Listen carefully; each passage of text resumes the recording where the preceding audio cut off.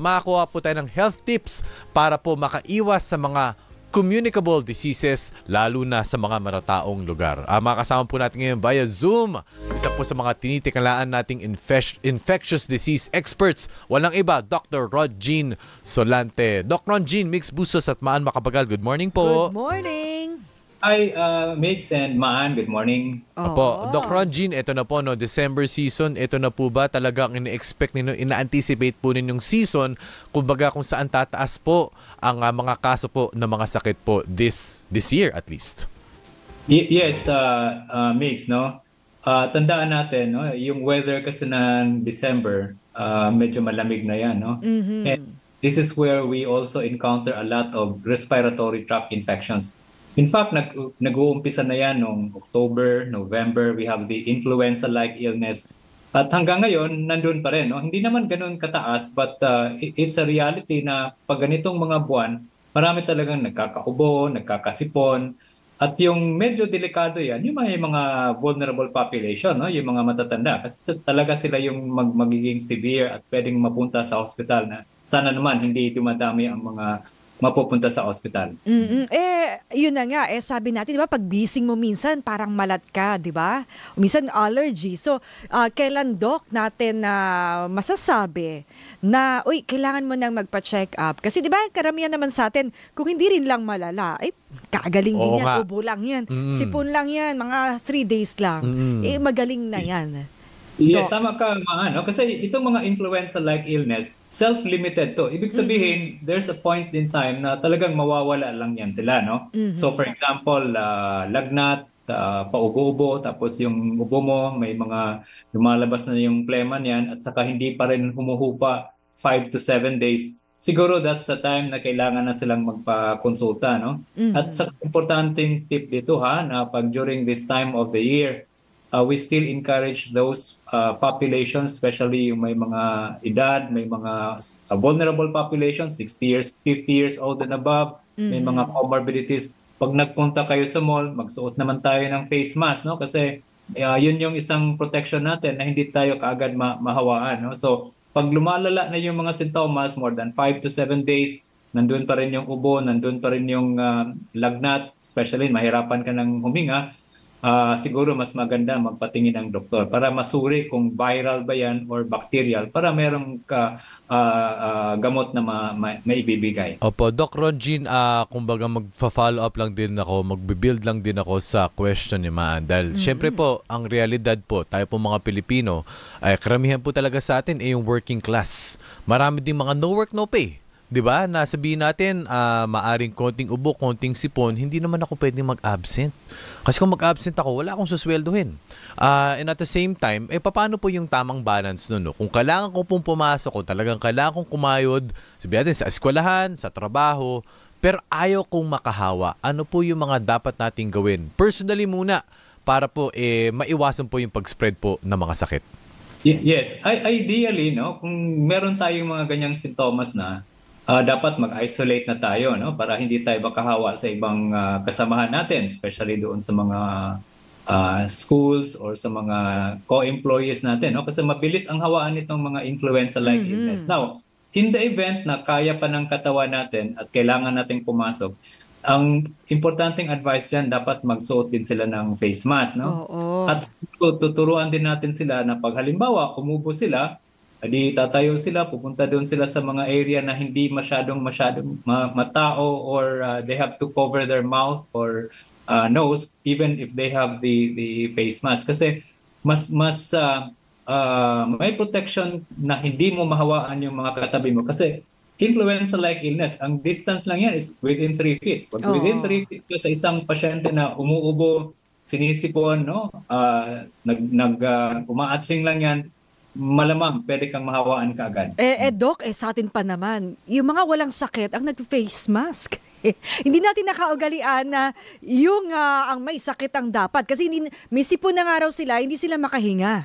So ayaw nila mag-face mask, tayo pang malusog o walang sakit, siyang nag-face mask. Pero ito, Doc, di ba ito yung laging yung kailangan i-debunk. Kasi sinasabi nila, ay pagaling ka na, nako mas delikado yan kasi ipapasa mo sa akin. So, walang ganun, Doc. Hindi yung pagaling na, mas nakakahawa. O, una pa lang, nakahawa na yan. Walang ganun. Doc. Wala yun. As long as you have the symptoms pa rin, no? Ibig sabihin, nandun pa rin yung mikrobyo mo sa area, sa upper respiratory tract. So, nakakahawa ka pa rin. The only times na hindi ka na nakakahawa, pag wala ka ng ubo, hindi ka na nagsinisipon, that's the only time na hindi ka na nakakahawa. Ngayon po, no, well, Doc, pinag-uusapan nga Ayan po namin na. ni Maan kanina. Oo. Syempre, pag December, maraming mga ganap, mga party. At ito na po ba tingin nyo yung talagang mataas? Anong mataas na sakit ngayong... mataas. And at the same time, common po Oo. ang hawaan. Pag Yes. may lagnat, may Oo. ubo, may sipon. Yun po, Doc. Yes, Mix, natandaan mo nung nagko-COVID tayo na pag December, ang sabi natin, iwasan mo natin yung magpa-party, mag-karaoke, no? Kasi yun yung mag-aerosolize yung mga mikrobyo in the environment, no? So, yes, we would expect mas tumataas yan. Kasi ang experience namin sa ganitong klaseng panahon, by January and February, doon na-admit ang mga tao dahil nga sa taas ng mga kaso, yung mga na-admit, yun yung mga vulnerable population na during the time na sa holiday, kasi hindi lang naman yan nagpa-party, no? Yung tulog mo, kulang ka sa tulog, kulang ka sa pagpahinga. That also puts you at risk na bumababa yung immune system mo or immune response mo. Opo. Muli, Doc, gaano po ka-importante ang tulog at pahinga? Perhaps basic question di ba? Pero madalas po nakakaligtaan po natin siya, Doc. Yes, correct ka dyan, Mix, no? Kasi maski sa mga pasyente namin, pag sinasabi namin, ito dapat yung tulog mo 7 to 8 hours, no? Hindi nila, sasabihin naman nila, Doc, once a year lang naman kami mag-celebrate. Pwede bang lubos-lubusin na namin, no? So, those are mga excuses, no? But we still have to remind them, no, na ang tulog, ang rest, napaka-importante. At saka yung healthy foods, alam mo, pag ganitong panahon, you drink a lot of alcohol, you eat foods that are not healthy, then that puts your body also at stress, and then you are also vulnerable to infectious diseases. Opo, Doc Ronjin, mas further define lang po natin ang tulog at pahinga. Hindi po ito nadadaan sa medisina. Hindi mo naman mabibili ito Choice to Ano po ba talaga ang nagagawa ng tulog at pahinga sa ating recovery, sa pag-repair ng mga, kung ano-ano man ang merong pinagdadaanan ng ating katawan?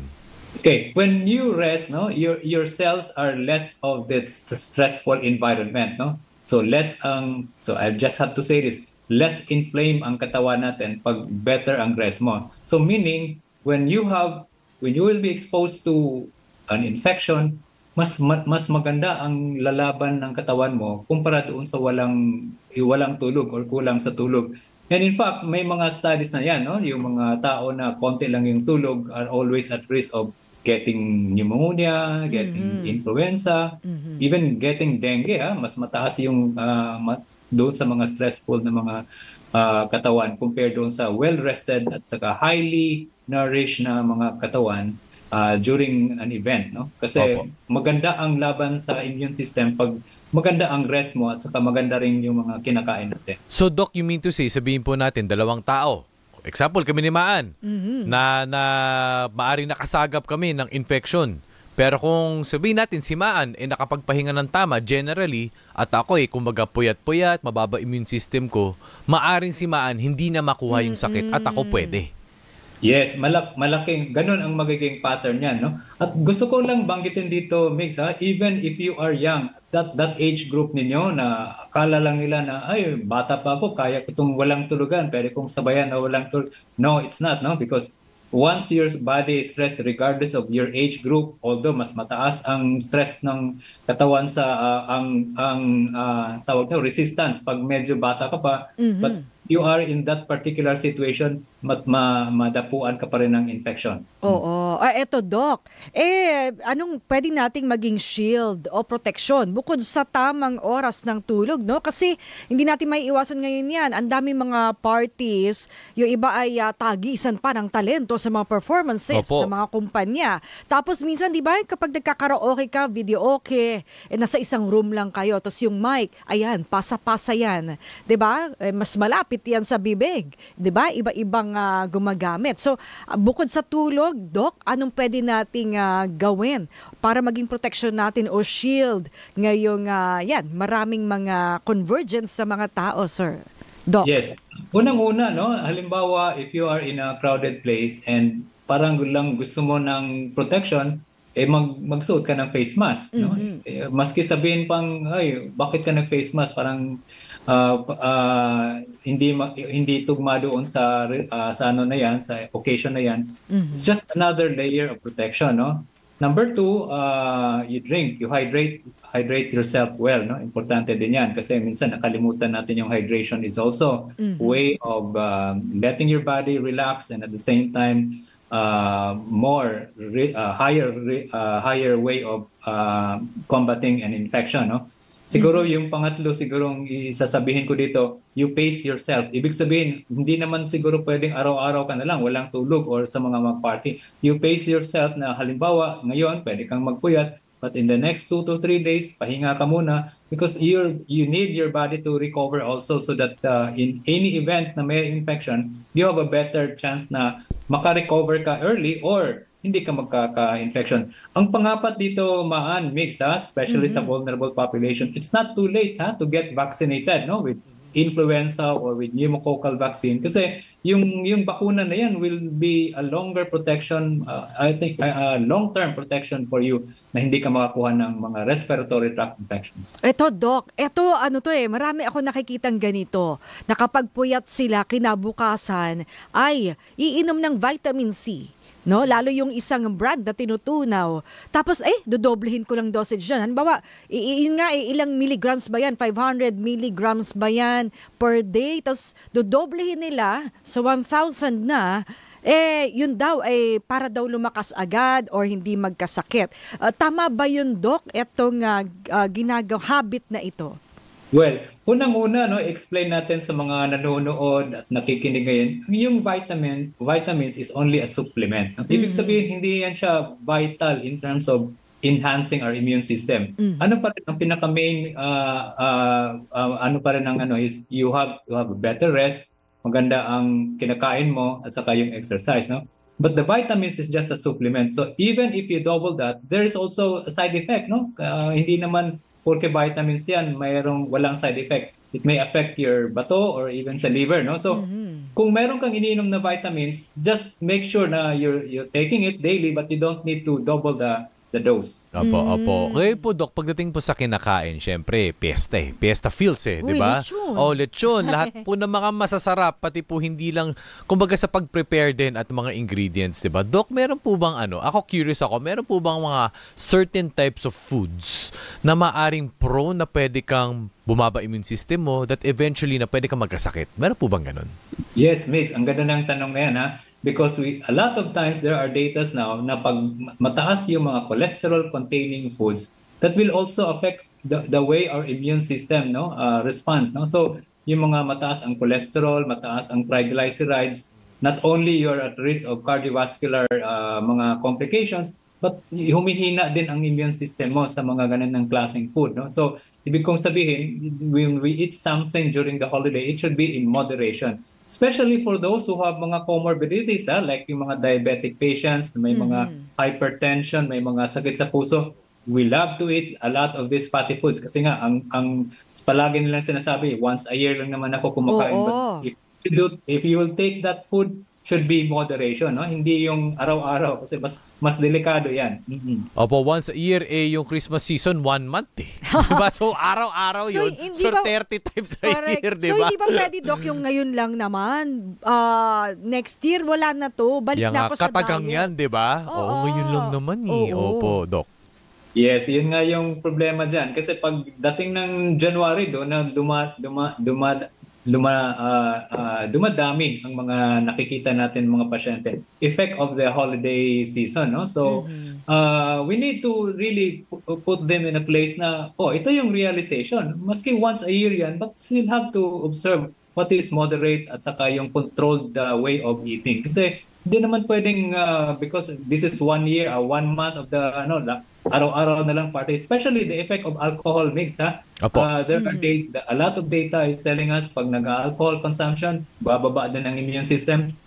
not only higher risk na masisira ang atay, but also infection. Oo. Oo, eto last na lang Doc. Kasi may mga iba, "Hoy, kakain ako nito, lechon." Pero meron kang supplement na tinitake muna. Hindi ko alam kung ito Anting-anting ba yun? minsan herbal So parang sinasabi nila, hindi ko alam kung doctor prescribed yun. Pero minsan, yun nga, iti-take muna ako nito para yung sugar ko ay hindi tumaas. Yung iba naman, ay ito, nag-absorb ito ng oil. Itong herbal supplement na ito. So, hindi yan talaga papasok sa sistema, ganyan. So, paano yun, Doc? May mga ganong kasing mga over-the-counter drugs lang na nabibili. Pero yun nga, tinitake ng mga kababayan natin, pero mukhang hindi dumaan sa ating mga doktor. Yes, tama ka dyan, kasi napaka-importante pa rin na you get the advice from the doctor. Ano yung mga gamot na hindi makontrol niya yung cholesterol. There are mga ganong medications, no? Mhm. But these are herbal medications. I don't see any role for these mga medications. Baka ano lang yan, no? False belief. Tapos they will be taking that and then they will be eating more. Ang mangyari niyan, baka tataas ang cholesterol mo, and the consequence will really be very bad, no? So, kung meron kang plano na you want to take those medications, siguro mas maganda magkukuha ka ng advice sa mga doktor kung ano yung mga gamot na yun. And especially for diabetic patients, medyo komplikado ang diabetic patients. Ang dami nating mga ganyang pasyente na admit because ang sugar nila uncontrolled, no? Because of the holiday, ang daming kinakain cake, mga drinks, and a lot of these mga pastries. They have to check their sugar also regularly. Sa mga hypertensive, they have to check their blood pressure every day, no? So yun yung mga importanteng tips sa mga may mga ganong kondisyon. Alright, so maraming salamat po. Always an insightful discussion pag narinig niyo po si Dr. Ron Jean Solante. At syempre, babatiin ko lang din si Dr. Ron Jean kasi isa sila sa mga talagang frontliners, heroes, especially noong COVID season. Di ba na talagang araw-araw tayo nakikinig sa mga infectious disease experts para talagang Hindi mabantayan tayo ang ating iniwan, health. Hindi po namin makakalimutan yun, Dr. Ron Jean, sa inyo pong serbisyo para sa bayan. Sir, maraming salamat po. Merry Christmas! Thank you, Mix. Thank you, Man. Merry Christmas.